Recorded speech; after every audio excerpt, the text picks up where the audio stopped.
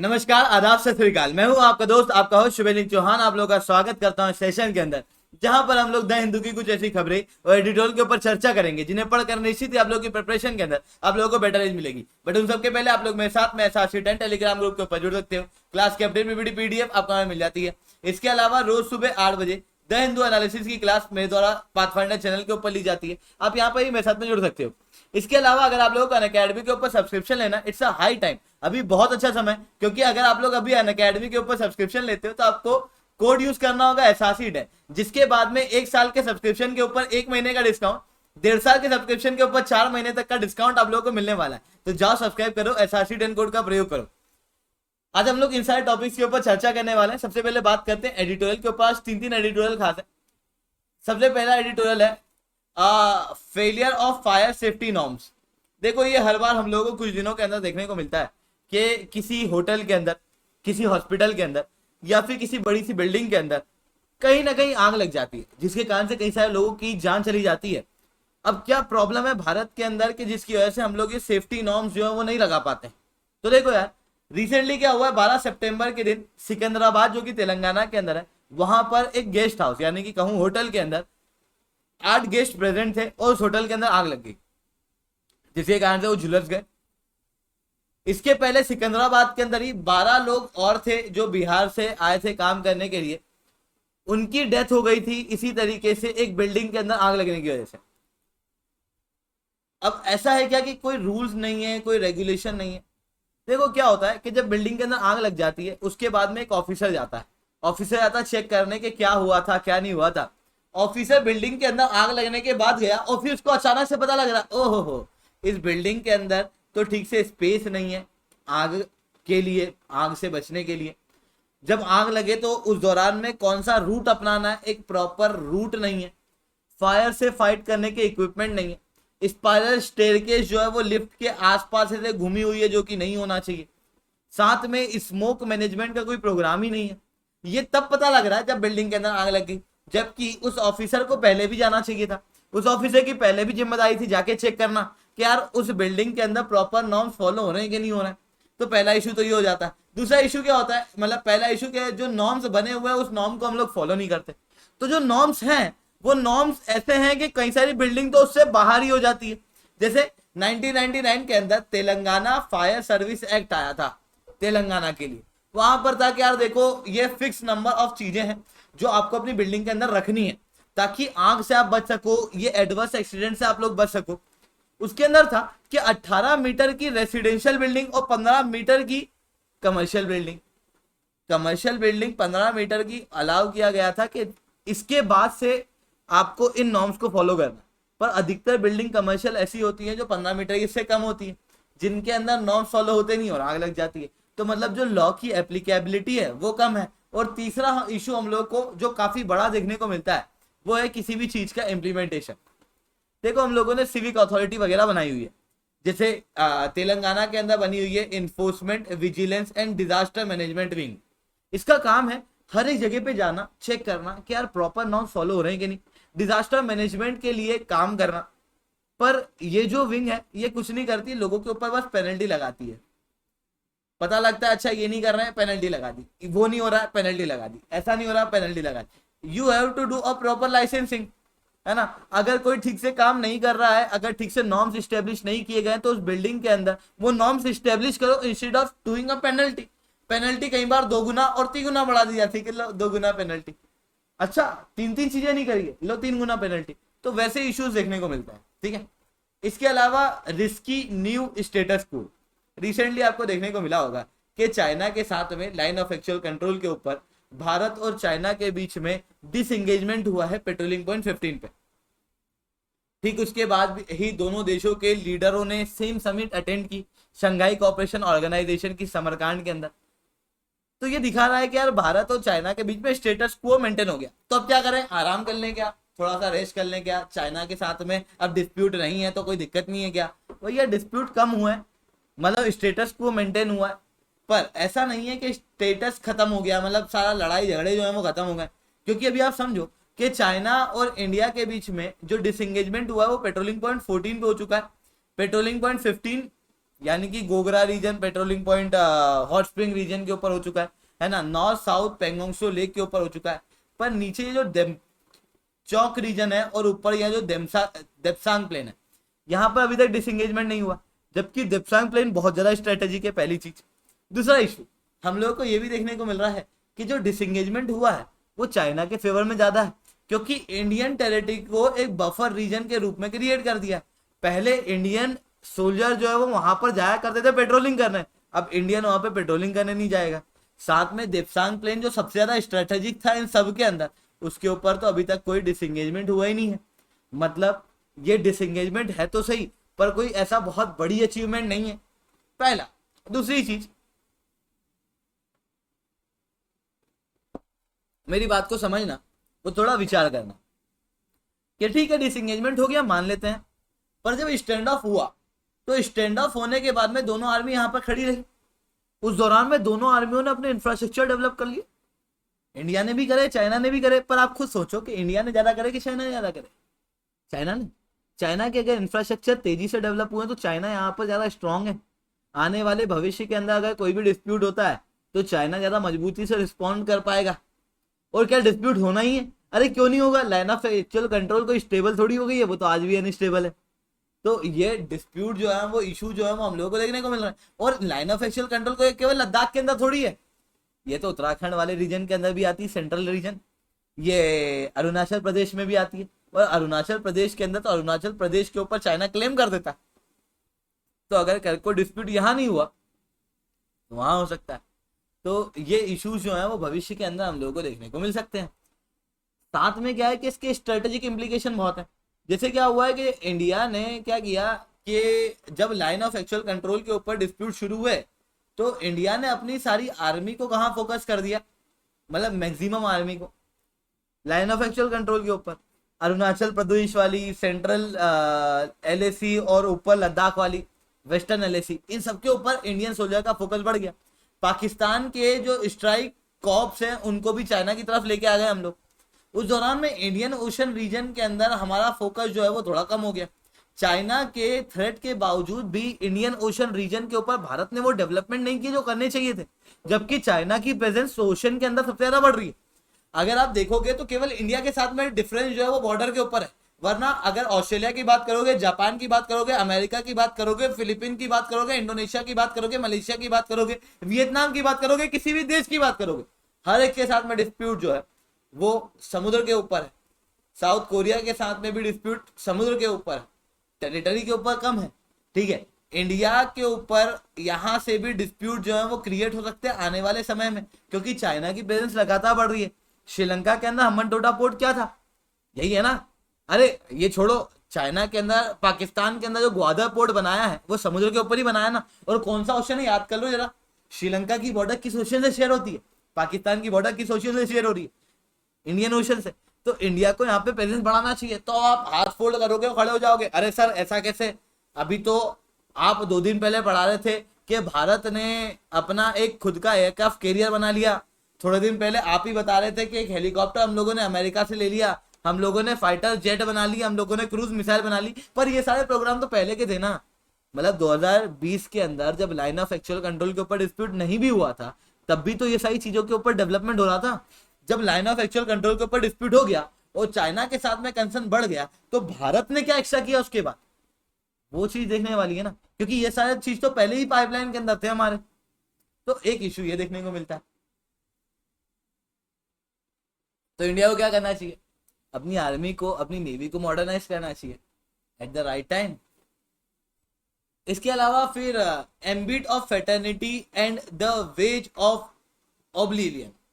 देखो यार, आपने 3 शब्द बचपन से सुने होंगे, जब फ्रेंच रिवॉल्यूशन पढ़ा होगा तो क्या 3 शब्द थे वो, लिबर्टी, इक्वालिटी, फेटर्निटी। जब भारतीय संविधान पढ़ा होगा, उसका प्रियम्बल पढ़ा होगा, तो उसके अंदर भी 3 शब्द मिलते हैं, लिबर्टी, इक्वालिटी, फेटर्निटी। भाई लिबर्टी, इक्वालिटी, फेटर्निटी अगर 3 वर्ड है तो क्या तीनों अलग है? मतलब क्या इन तीनों के बीच में आपस में कोई रिलेशन नहीं है क्या?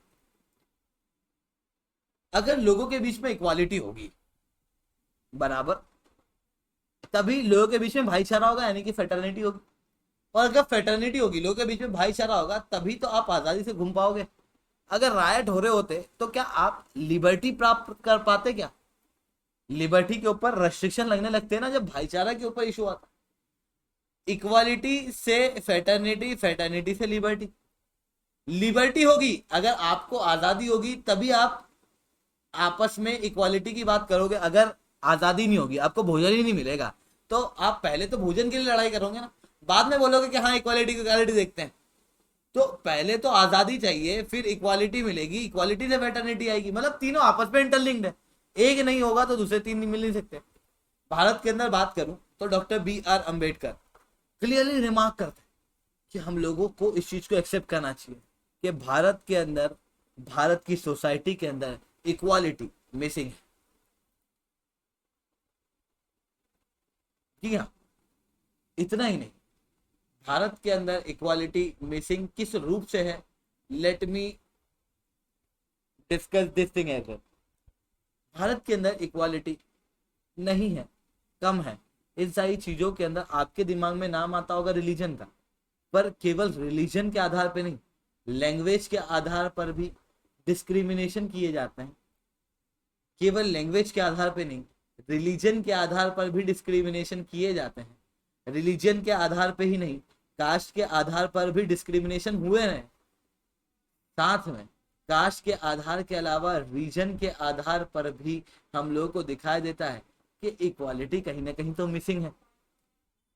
जबकि रीजन के अंदर भारतीय संविधान, गलती कानून व्यवस्था की नहीं है, कानून व्यवस्था ने तो क्लियरली कहा है कि India is a union of state, Bharat एक यूनियन ऑफ स्टेट है। अलग अलग राज्य की अलग अलग आइडेंटिटी नहीं है, पूरे इंडिया की एक आइडेंटिटी है। राज्य तो तोड़े जा सकते हैं, राज्य मड़ोड़े जा सकते हैं, राज्यों को जोड़ा जा सकता है, राज्यों को तोड़ा जा सकता है, ये किया जा सकता है, पर India is a union of state. India एक यूनियन है, इंडिया एक परमानेंट एंटिटी है, पर फिर भी रीजनल आइडेंटिटी देखने को मिलती है। भारतीय संविधान के अंदर कास्ट और रिलीजन के आधार पर डिस्क्रिमिनेशन करने से रोक लगाई गई है, पर उसके बावजूद भी आपको यहाँ पर इनइक्वालिटी देखने को मिलती है। अब ये इनइक्वालिटी का कारण एक तो बहुत बड़ा है पॉलिटिक्स, राजनीति। क्योंकि देखो यार, कोई इनइक्वालिटी ये जो है ये भारत के अंदर ही नहीं दिख रही है, ये इनइक्वालिटी पूरे विश्व में है। जो कम्युनल आइडेंटिटी का क्रिएट होना है, ये आप श्रीलंका के अंदर सिन्हाला के और तमिल के बीच में देख सकते हो। ये आप पाकिस्तान के अंदर माइनॉरिटीज और इस्लाम के बीच में देख सकते हो। आप चाइना के अंदर देख सकते हो, आप और भी दूसरे देशों के अंदर देख सकते हो। अमेरिका के अंदर ब्लैक वाइट को देख सकते हो, है ना। डिस्प्यूट है, अभी भी है, कोशिश की जाती है खत्म करें, पर फिर भी तो है, डिस्क्रिमिनेशन तो है। आप आयरलैंड के अंदर जाओगे तो कैथोलिक और प्रोटेस्टेंट के इश्यूज देखने को मिलेंगे। ये कोई इंडिया में नहीं है, ये पूरे विश्व के अंदर है। और इसका एक बहुत बड़ा कारण है राजनीति, क्योंकि जिस तरीके से मॉडर्न डेमोक्रेसी उभर के आ रही है, मॉडर्न डेमोक्रेसी के अंदर क्या चाहिए साहब, आपको चाहिए एक लार्ज, एक बड़ी पॉपुलेशन का सपोर्ट। अगर आपके पास में लोग हैं तो आपकी सरकार, अगर आपके पास में लोग नहीं है तो आपकी सरकार नहीं। आपको अपने पीछे लोगों को मोबिलाइज करना पड़ेगा। लोगों को मोबिलाइज करने का क्या तरीका होगा, एक आइडेंटिटी, अलग आइडेंटिटी क्रिएट करा दो कि भैया तुम्हारी आइडेंटिटी अलग है, तुम चलो हमारे साथ। तो मॉडर्न डेमोक्रेसी एक बहुत इंपॉर्टेंट रोल प्ले करती है ये कम्युनिटी की सेपरेट आइडेंटिटी बनाने में, और यही कम्युनिटी की सेपरेट आइडेंटिटी आगे जाके इक्वालिटी के इश्यूज जो है वो क्रिएट करती है। पर इस इक्वालिटी को कम करने का काम केवल सरकार का नहीं है, इसके अंदर हमारा भी तो उतना ही रोल आता है। क्योंकि भारत के अंदर जो फंडामेंटल ड्यूटी है, वो फंडामेंटल ड्यूटी कोई सरकार की नहीं है, वो तो आपकी भी है ना। और आर्टिकल 51 के अंदर जो फंडामेंटल ड्यूटी लिखी गई है 51A के अंदर, उसके अंदर क्लियरली कहा गया है to promote the harmony and the spirit of common amongst all the people of India, transcending religious, linguistic, regional और सेक्शनल डाइवर्सिटी। तो ये चीज क्या है कि भैया हमारी जिम्मेदारी है कि आपस में लोगों के बीच में भाईचारा बनाए के रखें, इक्वालिटी जो है वो डेवलप करें। वैसे ही फ्रेंच रिवॉल्यूशन के अंदर क्लियरली कहा गया था कि do not do to others what you would not want them to do with you, do constantly to others the good which you would wish to receive from others. ठीक है, तो हम लोगों को भी इक्वालिटी वगैरह के ऊपर काम जो है वो करना चाहिए। ठीक है, ऐसा यहाँ पर कहा गया। साथ में लीडरशिप का भी अपना एक रोल आता है। भैया 75 साल हो चुके हैं आज़ादी को, और आज़ादी को 75 साल होने के बाद में एक डेमोक्रेटिक स्टेट, एक रिपब्लिक स्टेट क्रिएट कर दी गई है, जहां पर पूरी तरीके से इंडिया के लीडर्स के पास में सॉवरेनिटी है। उसके बावजूद भी ये सारी आइडेंटिटी क्यों क्रिएट हो रही है, उसके अंदर पॉलिटिक्स को और लीडर्स को अपना काम करना चाहिए। फिर बात करते हैं टैक्स एंड कॉन्टेक्स्ट के ऊपर, rules for identifying the criminal. देखो यार, याद करो मार्च के अंदर हम लोगों ने डिस्कस किया था कि क्रिमिनल प्रोसीजर एक्ट लाया गया है, ठीक है। अब देखो यार, क्रिमिनल प्रोसीजर एक्ट तो लेके आया गया है, बहुत अच्छी बात है मार्च के अंदर। अब पर इसको अगर आपने उस समय पे नहीं पढ़ा हो तो वापस से अभी अलग से जाके पढ़ने की आवश्यकता नहीं है, क्योंकि हमने को लॉयर बनना नहीं है। उस समय पे बहुत डिटेल में समझाया था क्योंकि फील लेनी थी, वरना इतना कोई बहुत इंपॉर्टेंट टॉपिक नहीं है, ये बस एग्जाम्पल वगैरह के अंदर यूज आएगा, ठीक है। कि आप अपने आंसर के एग्जाम्पल के अंदर इनको यूज कर सकते हो कि कैसे हम लोग जो क्रिमिनल है उनको प्रॉपर रूप से आइडेंटिफाई कर रहे हैं। तो देखो यार, भारत के अंदर क्या दिक्कत थी अभी तक कि क्रिमिनल होता था, उसको गिरफ्तार किया जाता था, और गिरफ्तार करने के बाद में उसकी फिंगरप्रिंट वगैरह थोड़ी बहुत लेके उसको छोड़ दिया जाता, मतलब वो रहता था, फिर हो जाता था, जेल से बाहर आता था, तो उसके जो डाटा है वो हम लोग खत्म कर देते थे। पर पूरे वर्ल्ड के अंदर कुछ प्रैक्टिस चलती है, उनको देखते हुए भारत ने एक एक्ट पास किया था, क्रिमिनल प्रोसीजर आइडेंटिफिकेशन एक्ट, जिसके अंदर अगर एक क्रिमिनल है तो इस क्रिमिनल के कुछ डाटा जो है वो मजिस्ट्रेट के कहने पर या फिर पुलिस कांस्टेबल के लेवल की या उससे ऊपर की रैंक के कहने पर उसकी कुछ आइडेंटिटी क्रिएट की जाएगी, उसका एक डाटा क्रिएट किया जाएगा, उसका एक मेजरमेंट लिया जाएगा। पर ये मेजरमेंट क्या होगा, ये कानून के अंदर नहीं बताया गया था, ये अभी जो रूल्स आए हैं उसके अंदर बताया। कानून के आधार पर रूल्स आते हैं, तो जो रूल्स है उसके अंदर कहा गया है कि फिंगरप्रिंट के इंप्रेशन लेना है, पाम प्रिंट लेना है, फोटोग्राफ लेना है, आइरिस रेटिना का स्कैन लेना है, फिजिकल बायोलॉजिकल सैंपल लेना है, उनका एनालिसिस करना है, और हैंड राइटिंग, सिग्नेचर और अदर फॉर्म ऑफ एग्जामिनेशन। अब आप कहोगे कि सर ये तो आपने पहले ही बोला था कि ये सारी चीजें लेना है, जब आप एक्ट के बारे में पढ़ा रहे थे। एक्ट के बारे में जब मैं पढ़ा रहा था तो उस समय में मैंने कहा था कि इन सारी चीजों के ऊपर मेजरमेंट लेने की बात की जा रही है, पर कानून के अंदर एक्सप्लिसिटली रिटर्न नहीं था। अब रूल्स के अंदर एक्सप्लिसिटली रिटर्न होकर ये चीज आ चुकी है, ठीक है। तो एक बड़ा सा डाटा जो है वो क्रिएट किया जाएगा। इसकी आवश्यकता क्या, देखो क्या होता है, कई सारे क्रिमिनल होते हैं जो क्या करते हैं, अपनी आइडेंटिटी चेंज कर करके क्राइम करते हैं और एक जगह से दूसरे जगह जाते हैं। तो जब हमारे पास में डाटा नहीं होता तो हम लोग क्राइम से लड़ नहीं पाते, पहला इशू। दूसरा इशू हम लोग को देखने को मिलता है कि जो क्रिमिनल है, एक क्राइम किया उसके बाद में अपना हुलिया बेस वगैरह बदल लिया, ठीक है, कई बार फर्जी डॉक्यूमेंट बना के फिर घूम रहा है देश के अंदर। तो अगर उसके पुराने डाटा हैं तो हम लोग उसको आइडेंटिफाई कर सकते हैं प्रॉपर रूप से, है ना। पर इसके अंदर कई सारे इश्यूज भी हैं। इशू क्या है कि अपोजिशन के द्वारा इसको अनकॉन्स्टिट्यूशनल घोषित कर दिया। भैया जब भी डाटा लिया जाता है तो क्या इशू आता है, बोलो, सोचो जरा। एक ही इशू आता है, ले दे के घुमा फिरा के, क्या प्राइवेसी, प्राइवेसी मिस हो रही है, तो अपोजिशन ने इसका विरोध किया। वहीं सेक्शन 107, 108, 109, 110, 144, 145 और 151 और सीआरपीसी के अनुसार भारत सरकार जो है किसी ऑफेंस को कम करने के लिए इस तरीके के डाटा जो है वो कलेक्ट कर सकती है, ठीक है। अब ये जो कानून बना है, ये जो पूरा डाटा बनेगा, इस डाटा को कंट्रोल कौन करेगा, तो इस डाटा को कंट्रोल करेगी NCRB, national crime record bureau के पास में सारा डाटा जो है वो देखने को मिलेगा।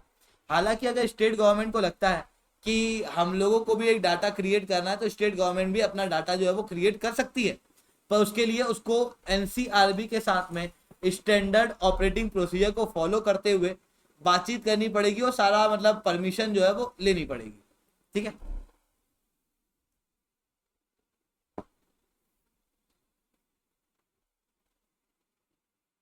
इसके अलावा फिर बात करते हैं जीएस2 के ऊपर। क्या हुआ है कि एक बहुत बड़ी खबर आ रही, देखो मैंने आपसे डिस्कस किया था पहले कि रशिया यूक्रेन के बीच में वॉर हुआ है, ठीक है। रशिया ने कई सारे यूक्रेन के क्षेत्रों पे अपना कब्जा कर लिया था, ये पूरे क्षेत्र थे, नीचे ये क्रीमियन पेनिनसुला भी था, है ना।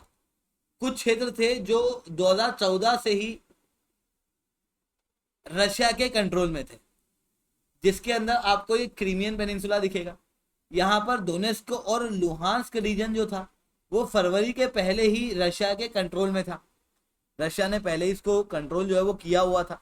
हालांकि यहाँ पे डिस्प्यूट जो है वो देखने को मिल रहे थे आर्मी और रशिया के द्वारा स्टैब्लिश किए गए कुछ लोकल्स के बीच में। फिर उसके बाद में जब फरवरी के अंदर वॉर हुआ तो फिर रशिया जो है वो और भी रीजन के अंदर पहुंचा, खार्किव वार्किव ये सारे रीजन, नीचे ये मेरियोपोल, इन सारे रीजन के अंदर कब्जा कर लिया। ये जो प्लेन कौन सा कलर है, ये एक्चुअली थोड़ा सा मैं क्या कलर ब्लाइंड हूँ मैं, मतलब तो ऐसे कलर के अंदर मेरे को बहुत डिफरेंस समझ आते ही नहीं है। तो ये कलर जो दिख रहा है ना, बस वही कलर, ये कलर जो है ना, ये कलर वाले रीजन के अंदर रशिया ने अपना कब्जा कर लिया था। ये यूपर जो ग्रे या ग्रीन कलर कौन सा है, ये इसके अंदर भी रशिया ने अपना कब्जा जो है वो कर लिया था इन रीजन के अंदर भी। अब फिर हुआ क्या कि यूक्रेन को बहुत ज़्यादा सपोर्ट मिला वेस्टर्न देशों से। वेस्टर्न देशों से जब बहुत ज़्यादा सपोर्ट मिला ना, तो उसके बाद में यूक्रेन जो है उसने यहाँ पर जो कब्जे किए हुए इलाके थे उसके ऊपर काउंटर अटैक करना शुरू कर दिया और रशिया की ट्रूप को यहाँ से खाली कराना शुरू कर दिया। जिसके बाद में जो ग्रे या कौन सा कलर है ना, टीपी टीपी टॉप टॉप जो भी कलर है, ये वो कलर वाला रीजन, ये वाला जो मैं छितर रहा हूँ इसके अंदर, ये जो जिसके अंदर रंग भर रहा हूँ मैं, ये कलर वाले रीजन को यूक्रेन ने वापस से जीत लिया है। ठीक है, तो ये इश्यूज जो है वो हम लोगों को देखने को मिल रहा है, जिसकी वजह से रशिया को दिक्कत होगी। अब सीधी सी बात है, तो रशिया के प्रेसिडेंट व्लादिमीर पुतिन द्वारा डायरेक्टली वेस्टर्न देशों को धमकी दे दी गई है कि देखो भैया ये रशिया की टेरिटरी का इशू है, और रशिया की जब टेरिटोरियल इंटेग्रिटी की बात आती है तो रशिया की टेरिटोरियल इंटेग्रिटी के ऊपर जब थ्रेट होता है, जब रशिया के लोगों को प्रोटेक्ट करने की बात आती है, तो हम लोग हमारे बेस्ट क्वालिटी ऑफ वेपन भी प्रयोग कर सकते हैं। और ये ब्लफ नहीं है, रशिया के पास में और भी बहुत प्रकार के वेपन जो है वो अवेलेबल है। इन्होंने कहा if the territorial integrity of the country is threatened we will use all available mean to protect our people, this is not a bluff. तो इसके बाद में रशिया के द्वारा क्लियरली न्यूक्लियर वेपन के प्रयोग करने का थ्रेट भी दिया गया है।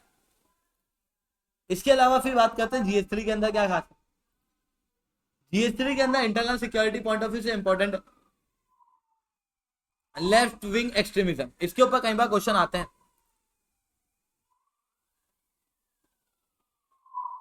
तो एक नोट बना लेना इसका, है ना, मीन्स के अंदर क्वेश्चन आते हैं। तो रिसेंटली क्या हुआ है, सीआरपीएफ के जो चीफ है उनके द्वारा क्लियरली ये कहा गया है कि बिहार अब पूरी तरीके से लेफ्ट विंग एक्सट्रीमिज्म से आजाद है।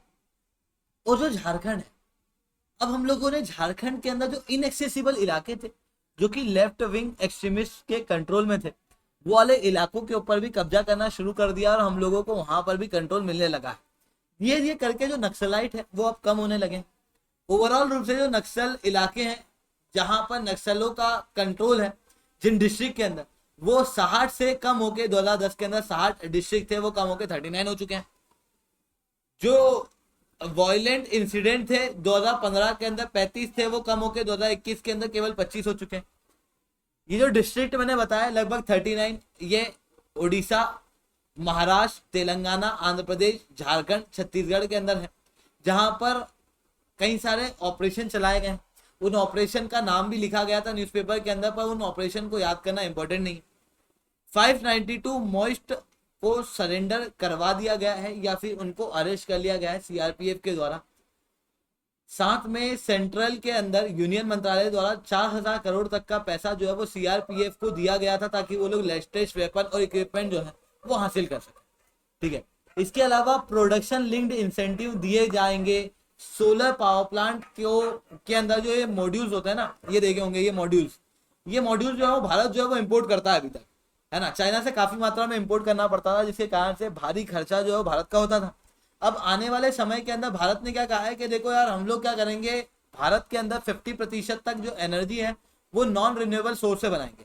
मतलब 5 लाख मेगावाट तक की एनर्जी की रिक्वायरमेंट जो है वो हम लोग नॉन फॉसिल फ्यूल सोर्स से कंप्लीट करेंगे, ऐसा हम लोगों ने कहा है। अगर हम लोगों को इतने ज्यादा अमाउंट में एनर्जी बनाना है तो सोलर एनर्जी का भी प्रयोग लगेगा ना। अब अगर हम लोगों को सोलर एनर्जी का प्रयोग लगेगा तो सोलर एनर्जी को बनाने के लिए ये मॉड्यूल भी तो लाने पड़ेंगे, और मॉड्यूल अगर लाएंगे तो मॉड्यूल को इंपोर्ट करेंगे तो भारी खर्चा हो जाएगा, इंपोर्ट बिल बढ़ जाएगा। तो क्या करना पड़ेगा, भारत के अंदर मॉड्यूल क्रिएट करने पड़ेंगे। भारत के अंदर मॉड्यूल बनाना है तो फिर क्या करोगे, सोचो जरा, लोगों को इंसेंटिव दोगे ना। तो प्रोडक्शन लिंक्ड इंसेंटिव दिए गए हैं अगर आप देश के अंदर मॉड्यूल बनाते हो, जिसके बाद में ऐसा माना जा रहा है कि भारत का एक तो इंपोर्ट बिल कम होगा, दूसरा भारत के अंदर जो ये सेक्टर है रिन्यूएबल एनर्जी सेक्टर वहां पर 94,000 करोड़ तक का इन्वेस्टमेंट बढ़ेगा। साथ में 1,95,000 लोगों को डायरेक्ट जॉब मिलेगी, 7,80,000 लोगों को इनडायरेक्ट जॉब मिलेगी, 1.37 ट्रिलियन लोगों को का रुपए तक का इंपोर्ट जो है वो कम होगा। ये एस्टिमेशन है, कोई ऐसे फिक्स नहीं है, पर आंसर के अंदर आप लिख सकते हो। इसके अलावा कैबिनेट ने अप्रूव कर दिया है 50% तक चिप को सपोर्ट।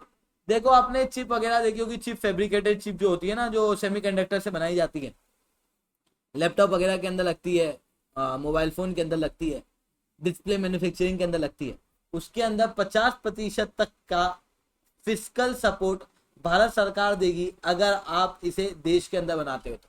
अभी तक ये देश के अंदर नहीं बनती थी, हम लोग भारी मात्रा के अंदर इंपोर्ट करते थे ताइवान वगैरह से, चाइना से भी इंपोर्ट होता था, हालांकि चाइना खुद ताइवान से इंपोर्ट करता है। तो दोस्तों आज के लिए इतना ही रखते हैं। लेक्चर अच्छा लग गया तो लाइक कर दो, लेक्चर बहुत अच्छा लगा हो तो ऐसा कमेंट करो। अगर आप लोगों को अनअकैडमी के ऊपर सब्सक्रिप्शन लेना है तो आप लोग कोड यूज कर सकते हो, क्या दोस्तों, SRC10, जिसके बाद में आप लोगों को मेरे द्वारा पर्सनली 1-on-1 मेंटरशिप मिलेगी, जहां पर मैं आप लोगों को बताऊंगा आपको क्या पढ़ना है, किस तरीके से पढ़ना है, किन टॉपिक्स के ऊपर कितना ध्यान देना, हर एक चीज के ऊपर मेरे द्वारा पर्सनली 1-on-1 गाइडेंस आप लोगों को दी जाएगी।